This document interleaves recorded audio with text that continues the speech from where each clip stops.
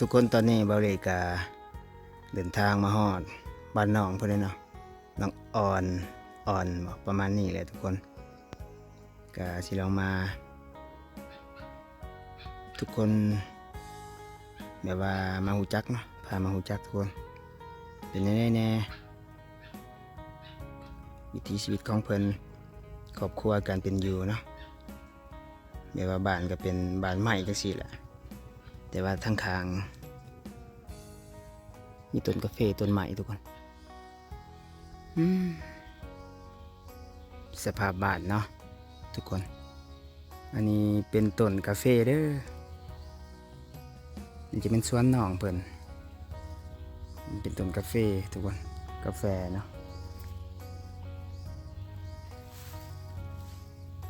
มิดสิอยู่เฮือนนั่นแหละ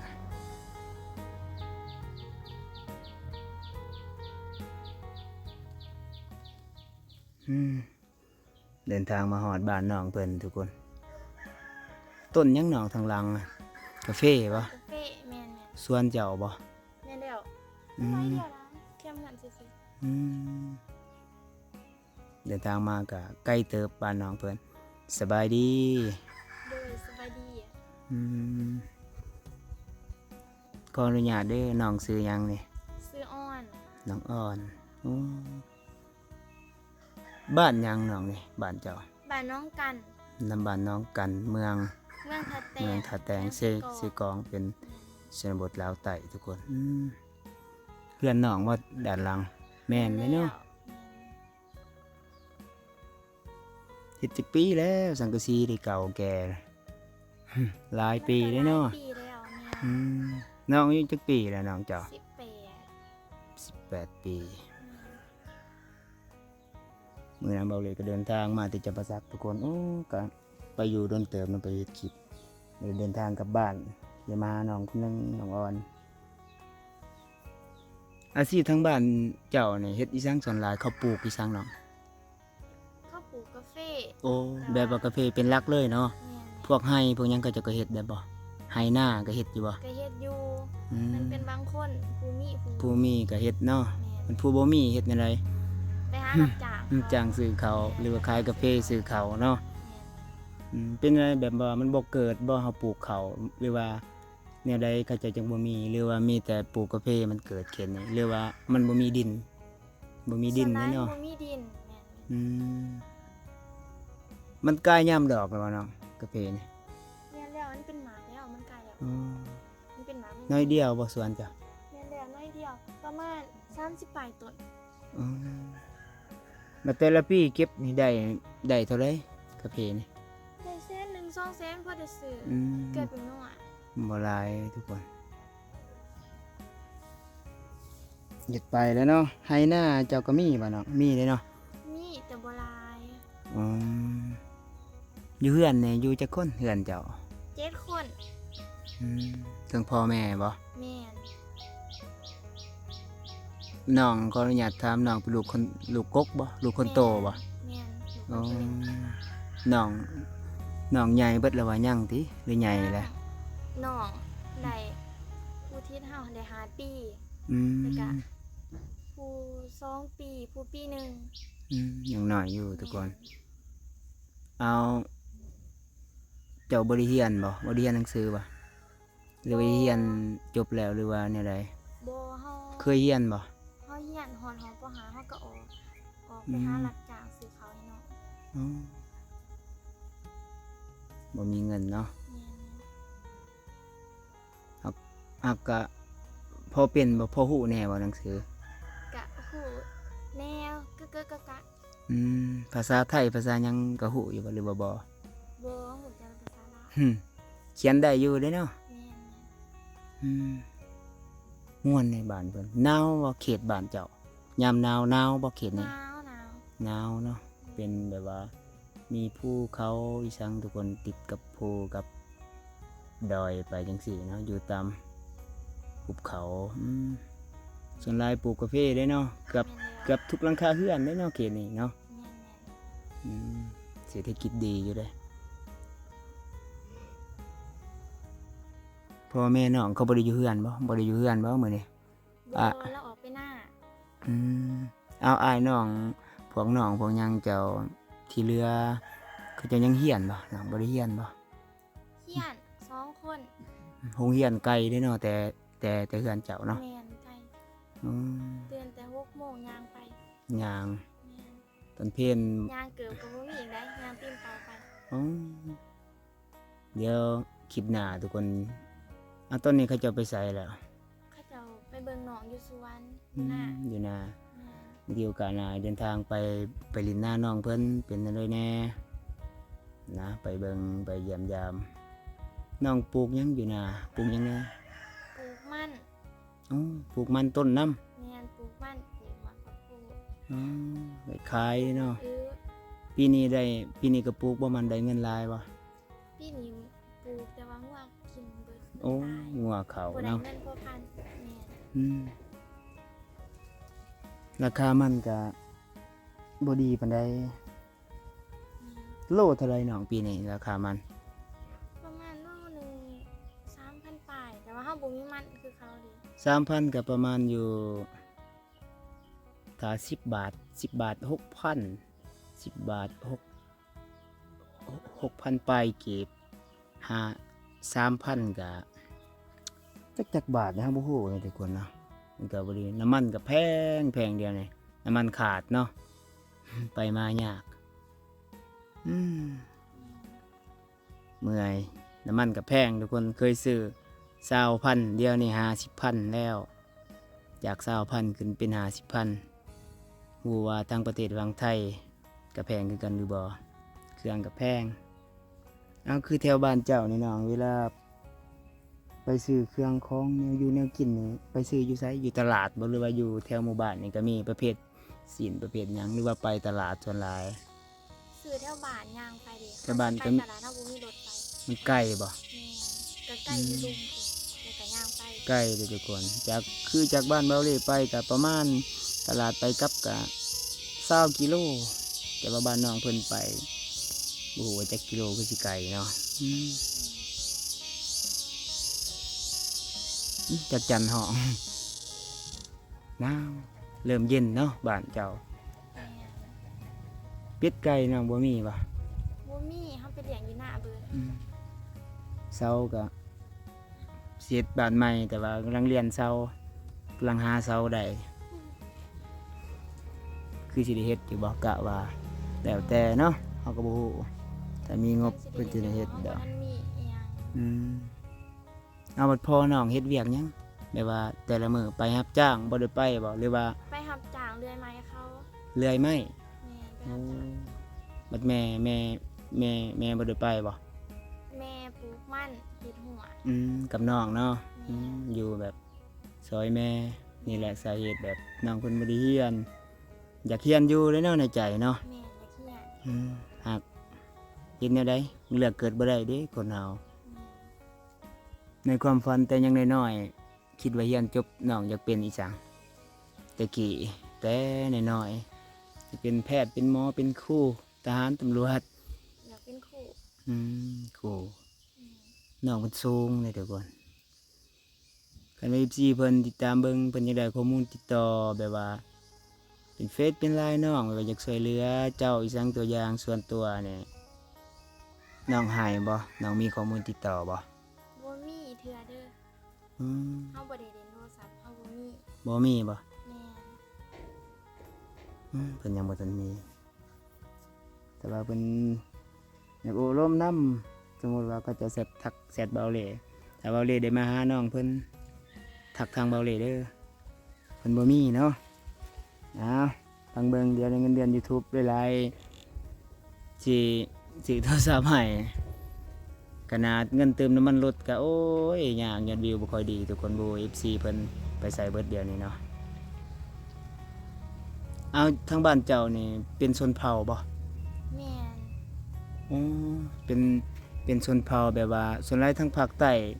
เซกองตามที่เบาเลยเคยไปถ่ายคลิปเป็นเผ่ากะตูเผ่าอารักเผ่าตาโอยหลายๆชนเผ่าคือทางเมืองดักจึงส่วนหลายก็เป็นชนเผ่าตะเลียงอะนะคือทางบ้านเจ้าชนเผ่าหยังเนาะเขตบ้านเจ้าอันนี้ บ มันมีแบบผสมผสานบ่หรือว่ามีแต่ มันปนกันเลย อ๋อแบบหลายๆชนเผ่าบ่ ชนเผ่าแม่น อ๋อตามที่น้องฮู้มีชนเผ่าหยังแหน่ เฮาก็บ่จักคือกัน มีบ่พวกเผ่ากะตูเผ่าละเว้นเผ่าแงะเผ่าอารักเผ่าอีสังมีบ่มีในเนาะเขตบ้านเจ้า แม่นมี อืมคือน้องเป็นคนชนเผ่าหยัง ละเวท อ๋อเป็นคนละเว้น แม่น ทั้งพ่อทั้งแม่บ่หรือว่าแม่เป็นเผ่าอื่น แม่เป็นคนลาว อ๋อแม่เพิ่นเป็นชนเผ่าลาวโอ้แม่น้องอยู่บ้านได้แต่กี่ บ้านพุ่นไผอยู่สารวัน อ๋อแม่เพิ่นเป็นคนสารวันเป็นชนเผ่าลาวมาสร้างครอบครัวอยู่ทางเมืองท่าแตงเอาพอเป็นคนชนเผ่าละเว้นเนาะ แม่น อ๋อก็เลยน้องเพิ่นแบบว่าเป็นลูกสอดนะ ลูกสอดอีสังแหละสอดลาวแต่ว่าน้องก็ฮู้บ่แบบว่าภาษา หูแต่เฮาเว้าบ่ได้ อ๋อฮู้อยู่แต่เว้าบ่เป็นเนาะ แม่น น้องเป็นคนชนเผ่าละเวนเพราะว่าพ่อมันเป็นละเวนแม่เป็นลาวค่าสินสอดแพงบ่แถวบ้านเจ้าน้อง ประมาณ 50 ล้าน 80 ล้าน หรือว่า10-20ล้านตามน้องเคยได้ยินเคยเห็นนั่นนะ 10-20ล้านอิงตามเป็นบางคน อ๋อสูงสุดตามน้องเคยได้ยินประมาณจักล้านเนาะ ประมาณ50 อืม คำ2 บาทบาทหนึง อืม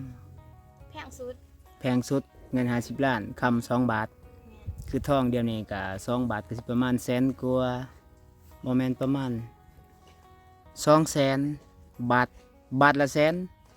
โอ้ทองแพงกว่าค่าสินสอดอีกทุกคนประมาณ300,000 บาทแพงสุดเนาะ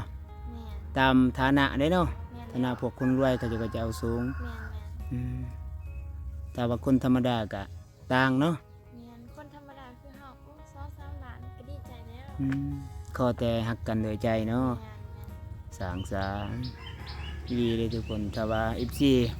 เนี่ยมาสร้างครอบครัวโอ้ยอยู่แถวบ้านน้องเพิ่นนี่มันกาแฟหลายเสียดายดินน้องเพิ่นบ่มีหน่อยเดียว แต่ FC มาซื้อปลูกกาแฟงามเลยเนาะ แม่น อืมเงียบทางบ้านจ้ะ แม่นเนี่ย เขาไปสวนบ่ส่วนหลายเขาไปหาไปสวนบ่ประชาชนแถบนี้ สวนเขา ย้ำ สู่สิอยู่บ้าน ยามแรงๆพุ่นเลยเขามาเนาะ แม่น มิดอยู่สิคำแล้วทุกคนน้องเจ้าหนึ่งเขาได้แต่ละมือเนาะ แม่น ลักษณะแบบว่าเพิ่นเป็นลูกคนโตเฮ็ดกินเฮ็ดอยากเลยเนาะส่วนหลายได้กินหยังเจ้าเนาะ ตั้มแจวกิน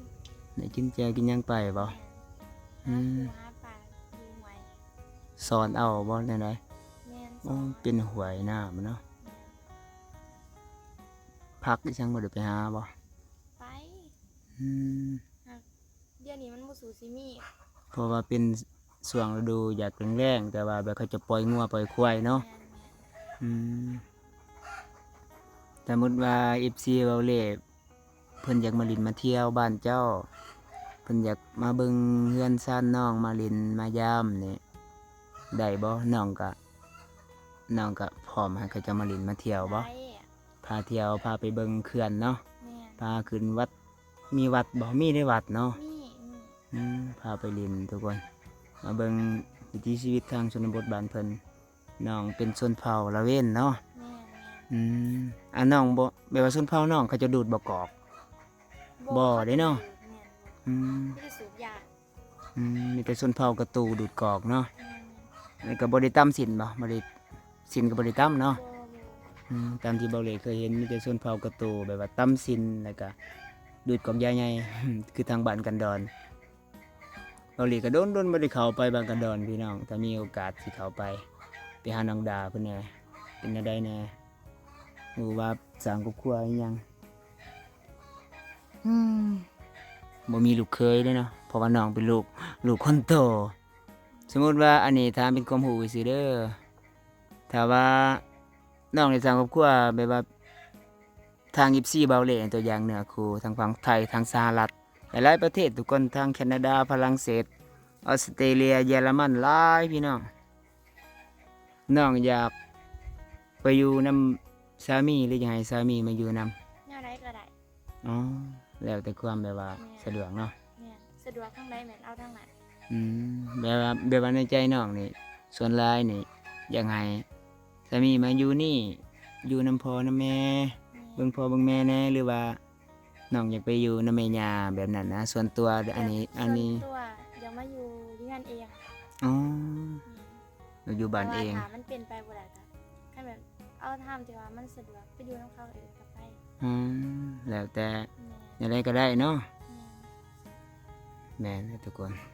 เพราะเพื่อนน้องเพิ่นก็หลายคนก็ยังบ่ใหญ่พ่อแม่น้องเฒ่าแล้วบ่ยังติเฒ่าเติบแล้วบ่ ก็ถือว่าเฒ่าเติบแล้ว อืม อายุประมาณแม่ก็ได้40ปลายแล้วพ่อก็ อ๋อ ได้50ปลายแล้ว เท่าเติบเลยทุกคนคือเบาเลยว่าแหละมื้อนี้ก็ถ่ายวิดีโอนี้ก็สิได้จบคลิปไว้ทุกคนก็เดินทางมาหาน้องเพิ่นน้องออนอยู่บ้านน้องกันเมืองท่าแตงเนาะเซกองเป็นชนบทลาวใต้ทุกคนมาลินถ่ายพี่น้องมาฮู้จักมาอยากช่วยเหลือก็จักเพิ่นอยากได้หยังขาดเคินหยังอยู่ในครอบครัวเจ้าคือเขาวก็พอกินบ่แต่ละปี ก็ย่ามนี้พ่อได้กินอยู่มันหอนย่ามพ้นแหละไปหาซื้อเขาวยิโด เดือน7เดือน8เนาะช่วงฝนตกพี่น้องช่วงนี้อยู่ เอาแบบว่าแต่ละมื้อเจ้าไปเฮ็ดเวียกหยัง เสียหยามัน เสียหญ้าเสียหยังเนาะ แม่น เดี๋ยวฟังเบิ่งมีเวลาว่างๆสิไปเสียหญ้า ซอยน้องเพิ่นอยู่ไสน้องปลูกอยู่ไสมัน อยู่หน้า อยู่นา แม่น อืมเดี๋ยวพาไปเลินเป็นจังไดแหน่พาไปเบิ่งบรรยากาศใหม่ๆหั้นนะเอาน้องแบบว่าเจ้าอายุปานนี้เจ้าบ่เคยมีผู้บ่าวบ่ บ่ อืม บ่มี อีกอย่างก็บ่มีข้อมูลติดต่อบ่มีโทรศัพท์บ่ฮู้สิมีเลยทุกคนเนาะเพราะว่าสมัยคุมื้อมันเป็นแบบว่ายุคสังคมแบบว่าออนไลน์อะนะถ้าเราบ่มีโทรศัพท์เราก็บ่จักสิหาแล้วทุกคนมีแต่มาหาลินแถวเฮือนเฮาถ้าอยากมาหาอยู่เฮือนก็ประมาณนี้เนาะก็สิได้จบคลิปไว้เด้อฝากติดตามให้กำลังใจการเดินทางเบาเลแน่ทุกคนบ่อยากให้คำโฆษณาน้ำมันก็แพง น้องเคยบ่ไปเฮ็ดเวียกอยู่ทางฝั่งไทย บ่เคยแต่ไปหารับจ้างแถวบ้าน อ๋อเพราะว่าถ้าเคยไปก็อายุบ่ทันฮอดตอนนั้นเนาะ แม่น ถ้าอายุบ่ฮอด18 ปีไปเฮ็ดเวียกทางฝั่งไทยมันยากๆนะ ๆแม่น ต้องฮอด18 ปีหากตอนนี้เดี๋ยวยังคิดอยากไปบ่หรือบ่แหละ แบบ อืม ก็บ่ปานใดเพราะอยากอยู่เบิ่งพ่อเบิ่งแม่เบิ่งน้องเบิ่งหนู แม่นแล้วเพราะเพิ่นก็เป็นผู้ใหญ่ถ้ามีโอกาสน้องนุ่งใหญ่คิดอยากไปเด้เนาะ แม่น เพื่อนน้องเพิ่นสิใหญ่เพิ่นน่าสิได้เพาะเนื้อคู่ก่อนเดี๋ยวจบคลิปไว้ทุกคนฟังให้กำลังใจเด้อแล้วคลิปนี้สบายดีเนาะสบายดี